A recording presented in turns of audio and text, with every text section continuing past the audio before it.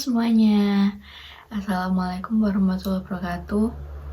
Perkenalkan, nama saya Siti Nurvita Maulida, NIM 211F10084 dari kelas A2 Pendidikan Luar Biasa semester 2. Untuk memenuhi tugas pada mata kuliah Pendidikan Anak Masalah Sosial dengan dosen pengampu Ibu Sugiyartati SPD MPD, di sini saya akan membuat video dengan judul jenis-jenis anak penyandang masalah sosial, penyalahgunaan narkoba, dan psikotropika.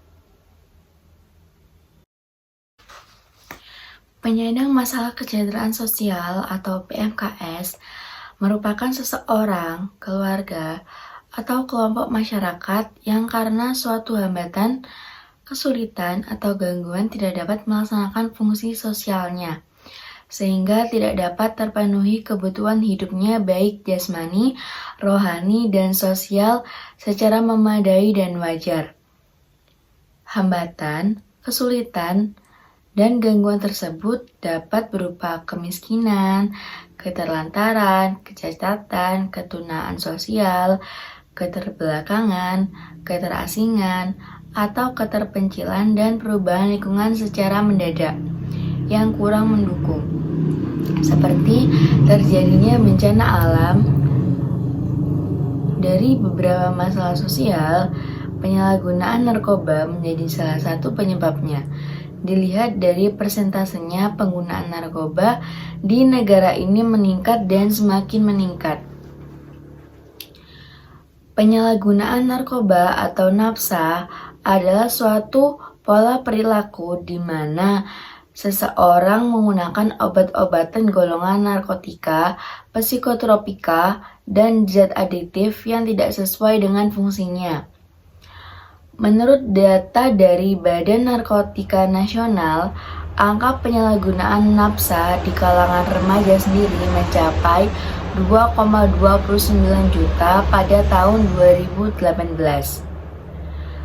Bukan tak mengherankan apabila usia remaja menjadi kelompok usia teratas penggunaan narkoba.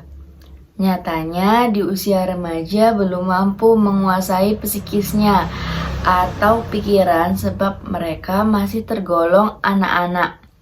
Pada umumnya yang masih belajar di sekolahan atau perguruan tinggi. Golongan remaja masih labil, terkadang melakukan tindakan yang menyimpang dari norma, seperti remaja yang menyalahgunakan narkoba. Pengertian masalah sosial. Masalah sosial merupakan kondisi yang tidak diinginkan ada di dalam masyarakat karena dapat mengganggu ketentraman masyarakat dan diperlukan adanya tindakan sebagai hasil dari kesepakatan bersama untuk mengatasinya atau memperbaikinya. Masalah sosial dianggap sebagai persoalan karena menyangkut tata kelakuan yang bersifat immoral, yang artinya berlawanan dengan hukum yang bersifat merusak. Masalah-masalah sosial tidak akan mungkin dapat ditelaah tanpa mempertimbangkan ukuran-ukuran masyarakat mengenai apa yang dianggap baik dan apa yang dianggap buruk. Jenis masalah sosial, yaitu yang pertama ada kemiskinan. Kemiskinan adalah suatu keadaan di mana terjadi ketidakmampuan untuk memenuhi kebutuhan dasar seperti makanan, pakaian, tempat berlindung, pendidikan, dan kesehatan. Kemiskinan dianggap sebagai pangkal penyebab terjadinya masalah sosial dan ekonomi. Kemiskinan menjadi masalah sosial ketika stratifikasi dalam masyarakat menciptakan tingkatan atau garis-garis pembatas. Kemiskinan juga sangat berpengaruh terhadap lingkungan hidup yang akhirnya akan merusak lingkungan itu sendiri. Yang kedua ada kriminalitas. Kriminalitas atau kejahatan bisa diartikan sebagai tingkah laku yang melanggar norma-norma sosial dan undang-undang pidana, bertentangan dengan moral kemanusiaan. bersifat merugikan sehingga ditentang oleh masyarakat. Secara sosiologis, kejahatan diartikan sebagai bentuk tingkah laku yang melanggar norma sosial. Hal itu tentu akan merugikan dan mengganggu keselamatan masyarakat, baik secara ekonomis, politis, maupun sosial psikologis. Seiring berkembangnya teknologi, tingkat kejahatan pun makin meningkat dengan kualitas perbuatannya makin berat pula. Bahkan pada masa modern seperti sekarang, tindak kriminal mungkin tidak lagi dianggap sebagai suatu bentuk kriminalitas karena sudah membudaya dan menjadi rahasia umum. Yang ketiga ada ketidakharmonisan keluarga. Keluarga merupakan tempat sosialisasi pertama dan utama bagi seorang anak. Oleh karena itu, keluarga memiliki peran yang sangat penting bagi pertumbuhan dan pembentukan kepribadian anak. Di dalam keluarga, anak akan mendapatkan dasar-dasar penanaman dan norma sosial. Dalam keluarga juga seharusnya anak mendapatkan pendidikan dan pengawasan yang lebih baik. Berbagai kasus kenakalan seperti tawuran pelajar hingga pembunuhan oleh anak usia remaja dinilai satu di antaranya disebabkan oleh ketidakharmonisan keluarga. Ketidakharmonisan keluarga merupakan perpecahan keluarga sebagai unit karena anggota-anggotanya gagal memenuhi kewajiban-kewajiban sesuai peran sosialnya. Secara sosiologis, bentuk-bentuk ketidakharmonisan keluarga antara lain unit keluarga yang tidak lengkap, disorganisasi keluarga karena putusnya perkawinan, adanya kekurangan dalam keluarga tersebut, yaitu dalam hal komunikasi antara anggota-anggotanya. Krisis keluarga karena kepala keluarga bertindak di luar kemampuannya dengan meninggalkan rumah tangga. Krisis keluarga yang disebabkan faktor-faktor intern, misalnya karena terganggunya keseimbangan jiwa salah satu seorang anggota keluarga. Yang keempat ada kesenjangan sosial. Kesenjangan sosial adalah keadaan ketidakseimbangan sosial yang ada di dalam masyarakat. Kesenjangan sosial menjadi masalah sosial karena bisa menyebabkan terjadinya kecemburuan sosial. Kecemburuan sosial yang terus dipendam seiring berjalannya waktu bisa meledak menjadi konflik sosial. Kesenjangan sosial ini lebih pada permasalahan sosial ekonomi.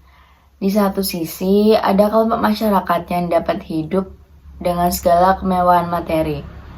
Namun, ada kelompok masyarakat yang hidup dengan segala keterbatasan ekonomi.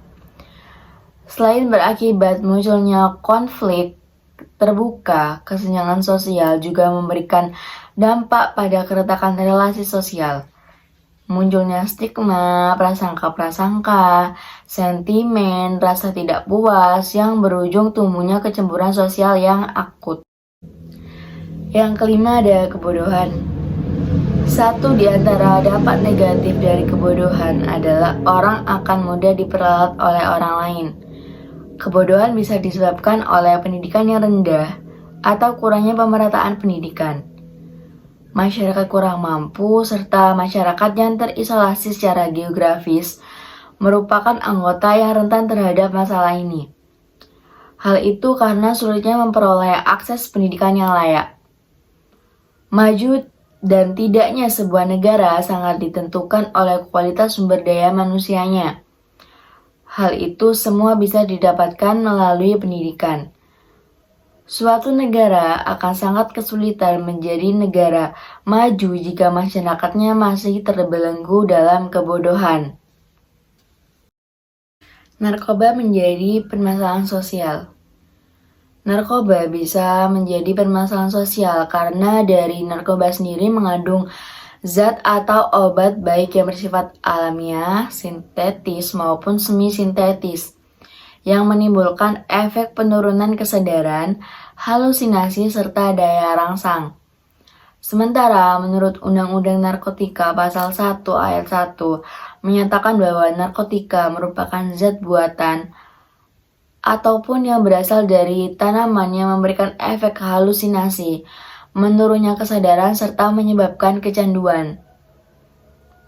Peredaran dan dampak narkoba saat ini sudah sangat meresahkan. Mudahnya mendapat bahan berbahaya tersebut membuat penggunanya semakin meningkat. Tak kenal jenis kelamin dan usia, semua orang beresiko mengalami kecanduan jika sudah mencicipi zat berbahaya ini. Obat-obatan tersebut dapat menimbulkan kecanduan jika pemakainya berlebihan. Pemanfaatan dari zat itu adalah sebagai obat penghilang nyeri serta memberikan ketenangan. Penyalahgunaan bisa terkena sanksi hukum. Adapun dampak yang bisa menyebabkan masalah sosial diantaranya yang A. dapat mendorong tindakan kriminal atau kejahatan. Penyalahgunaan nafsa berdampak buruk terhadap lingkungan masyarakat sekitar karena terserang gangguan perasaan dan suasana hati yang sangat ekstrim. Apalagi jika latar belakang pemakai adalah seorang temperamental. Tidak hanya membuat emosi berada pada batas ekstrimnya, pengguna narkoba juga mengalami ketidakstabilan emosi yang benar-benar tidak bisa dilupakan. Beberapa menit selesai pemakaian, penyalahguna bisa dalam kondisi sangat tenang. Namun hal ini dapat berubah hanya dengan beberapa saat. Tiba-tiba orang yang mengamuk tidak terkendali. Efek samping dari narkoba juga membuat orientasi hidup berubah. Orang normal pada umumnya memiliki tujuan hidup yang berbeda-beda. Ada yang ingin capaian spiritual, materi, maupun kedudukan. Akan tetapi, penyalahgunaan narkoba tujuan hidupnya adalah kebutuhan apapun akan segera dipenuhi. Dengan cara bahkan dengan tindak kriminal. Hal ini kerap dilakukan tanpa pertimbangan konsekuensinya dari perbuatan.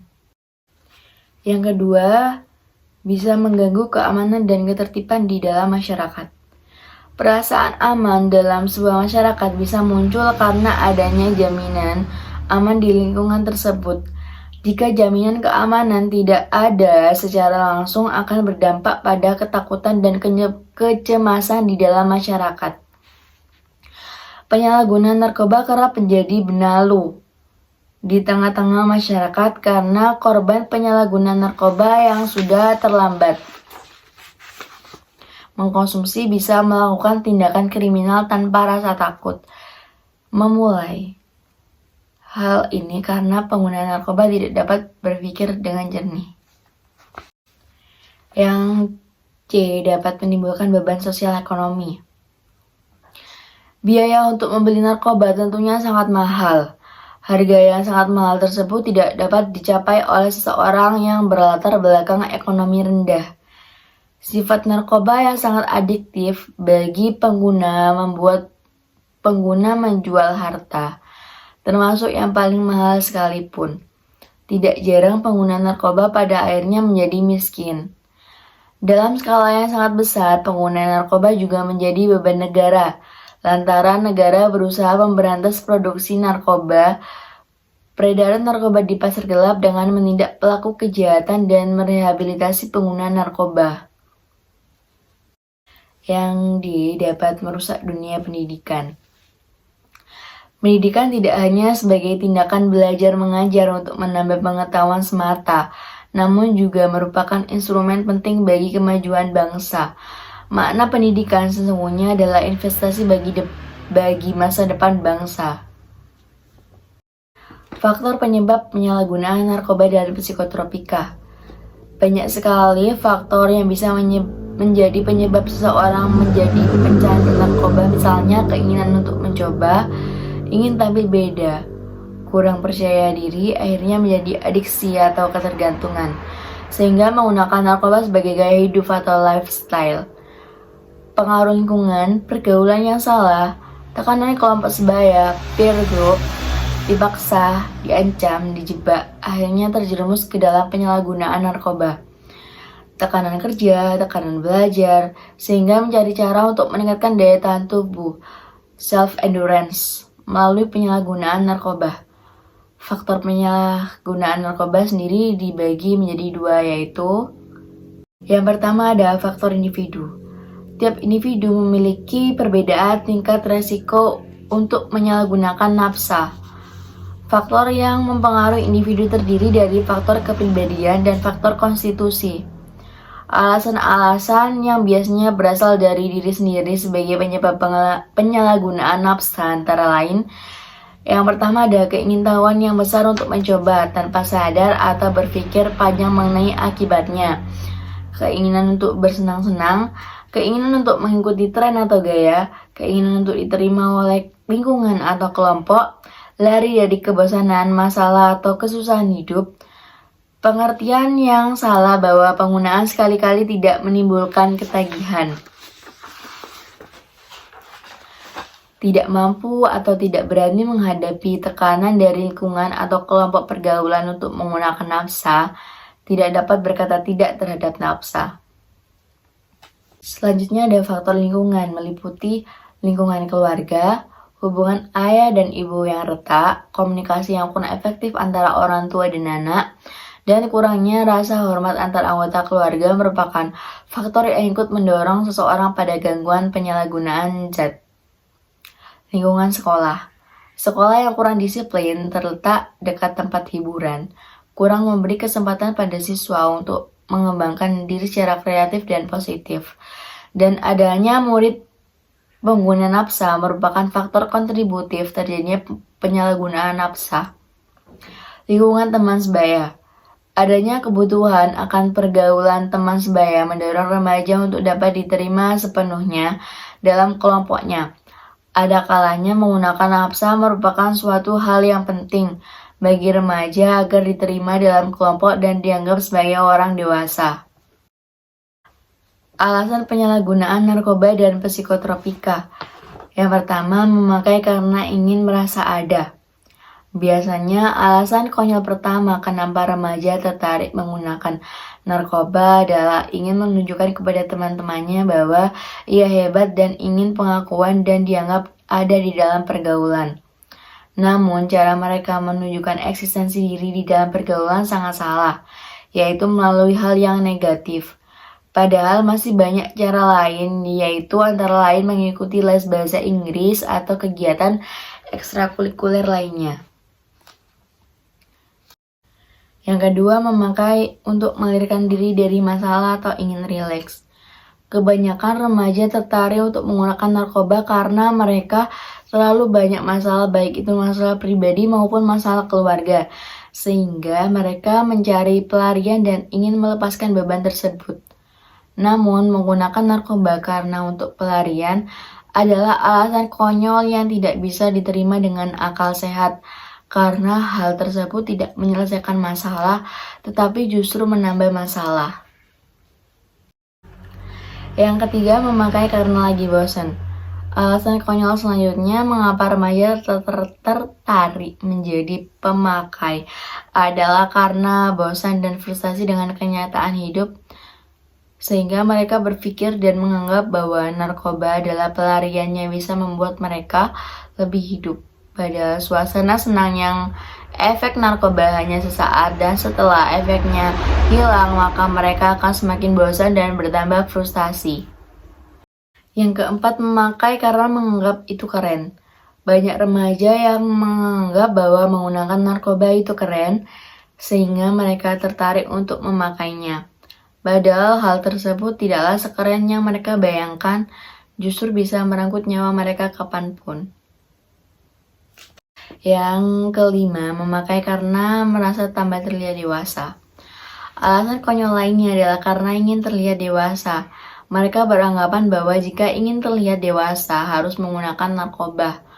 Pola pikir seperti ini sangat salah karena dewasa atau tidaknya seseorang dilihat dari pola pikirnya dan telah mengetahui mana yang baik dan mana yang buruk.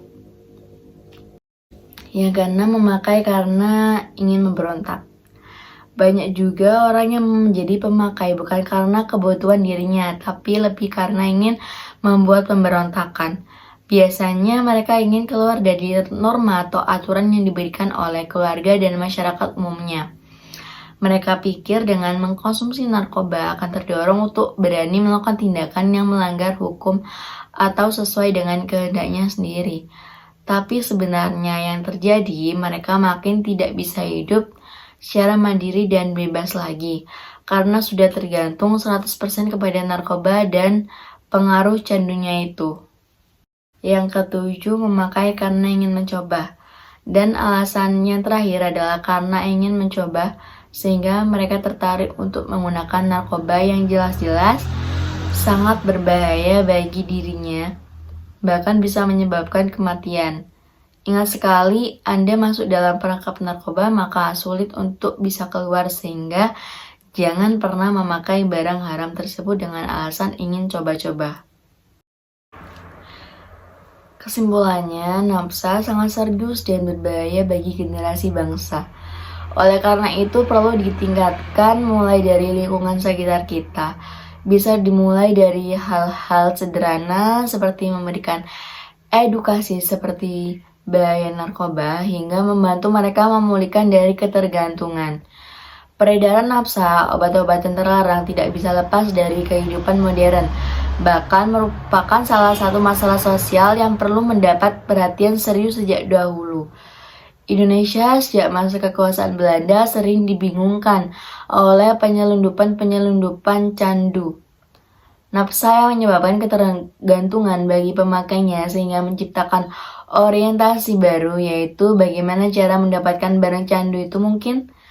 Akibatnya, seseorang tidak memiliki tanggung jawab sosial. Hal inilah yang menyebabkan nafsa memiliki dampak bagi kehidupan masyarakat. Penyalahgunaan nafsa seolah-olah memiliki kepribadian ganda dalam satu tubuh. Ini karena perubahan emosi yang tidak terduga. Pecandu narkoba tidak segan melakukan tindakan kekerasan terhadap orang lain, bahkan terhadap keluarga sendiri seperti orang tua, istri, dan anaknya. Oleh karena itu, rehabilitasi perlu diperlukan untuk membantu korban penyalahgunaan mendapatkan penanganan yang tepat.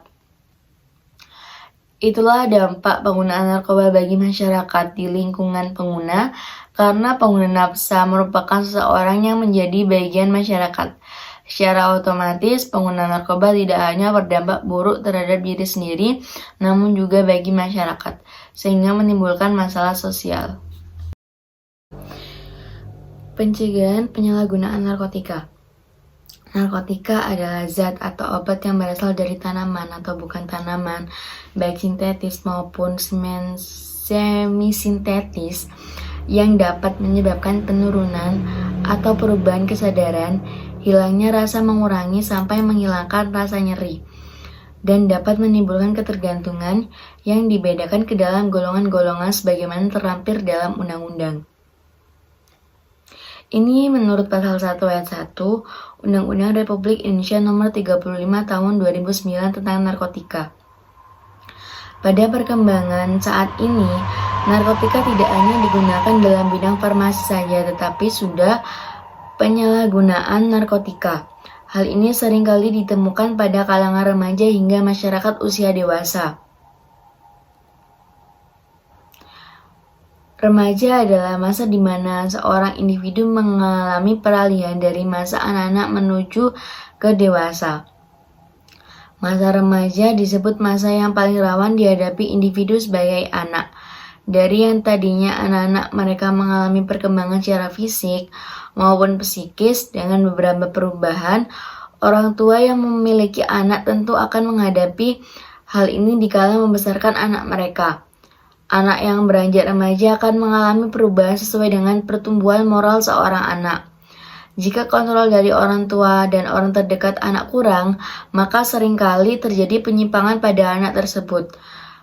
Penyimpangan ini cenderung ke arah negatif yang sering disebut dengan kenakalan remaja. Ada banyak jenis kenakalan remaja seperti perkelahian dan minum-minuman keras, pencurian, perampokan, perusakan, pembakaran, seks bebas, bahkan narkoba. Salah satu bentuk kenakalan remaja yang saat ini dapat dikategorikan mengkhawatirkan adalah penyalahgunaan narkoba.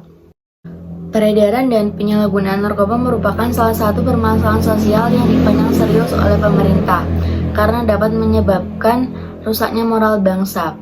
Karena itu, pemerintah sangat memberikan perhatian terhadap penanganan atas penyalahgunaan narkoba. Di negara kita, masalah merebaknya penyalahgunaan narkoba semakin lama semakin meningkat. Efek domino akibat dari penyalahgunaan narkoba juga semakin beragam, serta usaha untuk mengatasi penyalahgunaan narkoba merupakan langkah yang tidak mudah untuk dilaksanakan. Penyalahguna adalah orang yang menggunakan narkoba tanpa hak atau melawan hukum. Ketika seseorang melakukan penyalahgunaan narkoba secara terus-menerus, maka orang tersebut akan berada pada keadaan ketergantungan pada narkotika, baik secara fisik maupun psikis. Ketergantungan narkoba merupakan kondisi yang ditandai oleh dorongan untuk menggunakan narkoba secara terus-menerus dengan takaran yang meningkat agar menghasilkan efek yang sama, dan apabila penggunanya dikurangi dan atau dihentikan secara tiba-tiba menimbulkan gejala fisik dan psikis yang luas. Untuk penanggulangan penyalahgunaan narkoba diperlukan upaya yang terpadu dan komprehensif yang meliputi upaya preventif, represif, terapi, dan rehabilitasi penyebab terjadinya. Penyalahgunaan narkoba disebabkan oleh beberapa faktor yang sangat mempengaruhi satu sama lain, yaitu faktor letak geografi Indonesia, faktor ekonomi, faktor kemudahan memperoleh obat, faktor keluarga dan masyarakat, faktor kepribadian, faktor fisik, dan individu yang menyalahgunakannya. Pencegah penyalahgunaan narkoba. Metode pencegahan dan pemberantasan penyalahgunaan narkoba yang paling efektif dan mendasar adalah metode promotif dan preventif. Upaya yang paling praktis dan nyata adalah represif, dan upaya yang manusiawi adalah kuratif serta rehabilitatif. Promotif. Program promotif ini kerap disebut juga sebagai program preemptif atau program pembinaan. Pada program ini yang menjadi sasaran pembinanya adalah para anggota masyarakat yang belum memakai atau bahkan belum mengenal narkoba sama sekali. Prinsip yang dijalani oleh program ini adalah dengan meningkatkan peranan dan kegiatan masyarakat agar kelompok ini menjadi lebih sejahtera secara nyata, sehingga mereka sama sekali tidak akan pernah berpikir untuk memperoleh kebahagiaan dengan cara menggunakan narkoba. Bentuk program yang ditawarkan antara lain pelatihan, dialog interaktif, dan lainnya pada kelompok belajar, kelompok olahraga, seni budaya, atau kelompok usaha. Pelaku programnya sebenarnya paling tepat adalah lembaga-lembaga masyarakat yang difasilitasi dan diawasi oleh pemerintah. Yang kedua, preventif. Program promotif ini disebut juga sebagai program pencegahan, di mana program ini ditujukan kepada masyarakat sehat yang sama sekali belum pernah mengenal narkoba agar mereka mengetahui tentang seluk-beluk narkoba sehingga mereka menjadi tidak tertarik untuk menyalahgunakannya. Program ini selain dilakukan oleh pemerintah juga sangat efektif apabila dibantu oleh sebuah instansi dan institusi lain termasuk lembaga-lembaga profesional terkait, lembaga swadaya masyarakat, perkumpulan organisasi masyarakat, dan lainnya. Bentuk dan agenda kegiatan dalam program preventif ini: kampanye anti penyalahgunaan narkoba, program pemberian informasi satu arah dari pembicara kepada pendengar tentang bahaya penyalahgunaan narkoba. Kampanye ini hanya memberikan informasi saja kepada para pendengarnya tanpa disertai sesi tanya jawab. Biasanya yang dipaparkan oleh pembicara hanyalah garis besarnya saja dan bersifat informasi umum. Informasi ini biasa disampaikan oleh para tokoh masyarakat. Kampanye ini juga dapat dilakukan melalui spanduk poster atau baliho. Pesan yang ingin disampaikan hanyalah sebatas arahan agar menjauhi penyalahgunaan narkoba tanpa merinci lebih dalam mengenai narkoba. B. Penyuluhan seluk-beluk narkoba berbeda dengan kampanye yang hanya bersifat memberikan informasi. Pada penyuluhan ini lebih bersifat dialog yang disertai dengan sesi tanya jawab. Bentuknya bisa berupa seminar atau ceramah. Tujuan penyuluhan ini adalah untuk mendalami berbagai masalah tentang narkoba, sehingga masyarakat menjadi lebih tahu karenanya dan menjadi tidak tertarik menggunakannya selepas mengikuti program ini. Materi dalam program ini bisa disampaikan oleh tenaga profesional seperti dokter, psikolog, polisi, ahli hukum, ataupun sosiolog sesuai dengan tema penyuluhannya. Yang C, pendidikan dan pelatihan kelompok sebaya. Perlu dilakukan pendidikan dan pelatihan di dalam kelompok masyarakat agar upaya menanggulangi penyalahgunaan narkoba di dalam masyarakat ini menjadi lebih efektif. Pada program ini, pengenalan narkoba akan dibahas lebih mendalam yang nantinya akan disertai dengan simulasi penanggulangan, termasuk latihan pidato, latihan diskusi, dan latihan menolong penderita. Program ini bisa dilakukan di lembaga pendidikan seperti sekolah atau kampus dan melibatkan narasumber dan pelatih yang bersifat tenaga profesional. D. Upaya mengawasi dan mengendalikan produksi dan upaya distribusi narkoba di masyarakat. Pada program ini sudah menjadi tugas bagi para aparat terkait seperti polisi, Departemen Kesehatan, Balai Pengawasan Obat dan Makanan atau BPOM, imigrasi, bea cukai, kejaksaan, pengadilan, dan sebagainya. Tujuannya adalah agar narkoba dan bahan pembuatnya tidak beredar sembarangan di dalam masyarakat, namun melihat keterbatasan jumlah dan kemampuan petugas, program ini masih belum dapat berjalan optimal. Mungkin itu saja yang dapat saya sampaikan mengenai jenis-jenis penggunaan narkoba dan psikotropika. Kurang lebihnya saya mohon maaf. Saya akhiri. Wassalamualaikum warahmatullahi wabarakatuh dan jangan lupa subscribe.